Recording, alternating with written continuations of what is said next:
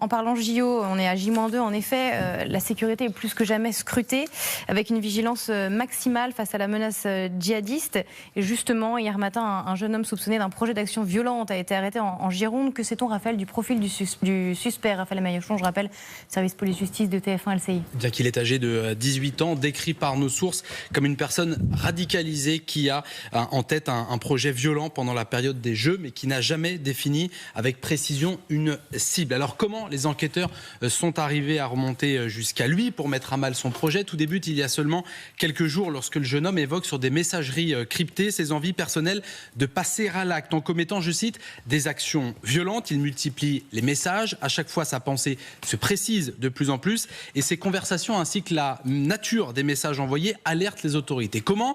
Eh bien parce que sur les nombreuses boucles et canaux de discussion, y compris cryptés, eh bien les services des renseignements veillent. Dans un premier temps, les autorités enquêtent administrativement sur le suspect, mais très vite les informations remontent du côté de la justice antiterroriste. Elle se saisit de l'affaire, ouvre une enquête judiciaire. Les policiers du groupe d'appui opérationnel de la DGSI repèrent le jeune homme dans le département de la Gironde. Son interpellation est alors planifiée. C'était hier matin, sans incident. Il est ensuite très vite remonté dans les locaux de la DGSI à Levallois-Perret et sa garde à vue peut s'étaler jusqu'à samedi matin parce qu'en matière de terrorisme, on est sur une garde à vue de 96 heures. Est-ce qu'il existe de récents projets d'attentats déjoués, attentats en lien avec les Jeux Olympiques? Alors, pour ce que l'on peut dire, c'est que pour l'heure, les services antiterroristes recensent 2 projets d'action violente directement liés aux Jeux Olympiques qui ont été déjoués. Le premier projetait de passer à l'acte sur Paris. Le second avait pour souhait de commettre un attentat à Saint-Étienne. Son projet terroriste criminel devait se dérouler aux abords du stade de Saint-Étienne de Geoffroy Guichard. Le suspect, un Tchétchène de 18 ans, récemment arrivé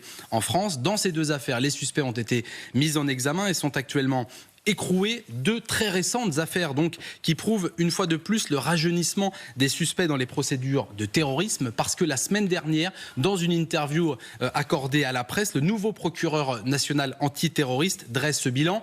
14 mineurs mis en examen depuis janvier dans les affaires de terrorisme alors qu'il y en avait eu 15 sur toute l'année dernière et seulement 2 ou 3 un an auparavant. Des mineurs qui, selon le procureur national antiterroriste, présentent des carences affectives, des problèmes familiaux, des failles psychologiques et qui s'inscrivent dans des projets construits soit seuls dans leur coin, soit avec l'aide d'un tiers. Enfin, il note qu'à ce stade, aucune menace terroriste caractérisée n'est identifiée à ce jour par les services des renseignements sur les Jeux Olympiques. Alors justement, Raphaël, en parlant de menaces, est-ce que vous pouvez nous faire un point sur l'état de la menace qui pèse sur la France et cela, on le rappelle, à J-2 avant cette fameuse cérémonie d'ouverture des Jeux. Alors les autorités se veulent rassurantes, elles font état publiquement de leur confiance dans les forces de sécurité intérieure. Hier, Gabriel Attal, Premier ministre démissionnaire, disait « on est prêt ». La semaine dernière, Gérald Darmanin disait même « nous sommes au point ».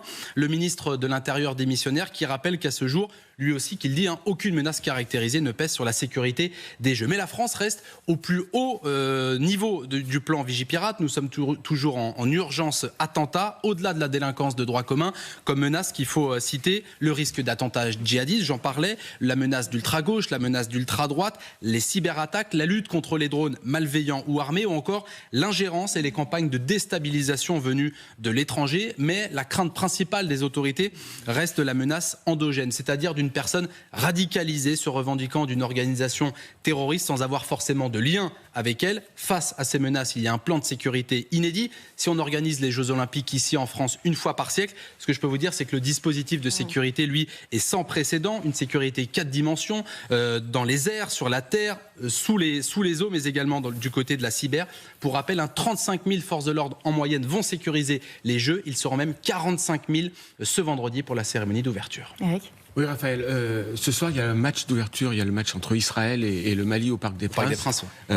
On connaît tous le contexte, on sait qu'il y a des députés de la France Insoumise qui ont appelé à une mobilisation en disant que les athlètes israéliens n'étaient pas les bienvenus sur le territoire français à Paris. Est-ce que avec le Mali, qui a aussi, je crois, n'a pas de relation avec Israël, est-ce qu'il y a une grosse inquiétude ou est-ce que les conditions de sécurité sont requises? Alors c'est vrai que les Jeux Olympiques commencent officiellement avec la vasque, l'allumage de la vasque olympique ce vendredi. Ce qu'il faut dire, c'est qu'il y a effectivement des épreuves qui commencent dès aujourd'hui. On parlait à l'instant du football du côté du Parc des Princes.